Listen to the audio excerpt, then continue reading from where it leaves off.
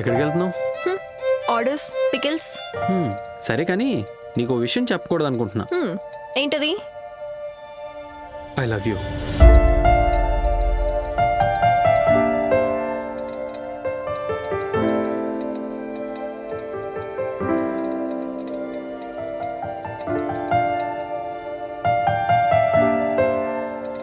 అని చెప్పకూడదు అనుకుంటున్నా.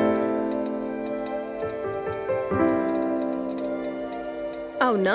ఎందుకు? ఎందుకంటే నువ్వు నన్ను లవ్ చేయట్లేదు కాబట్టి.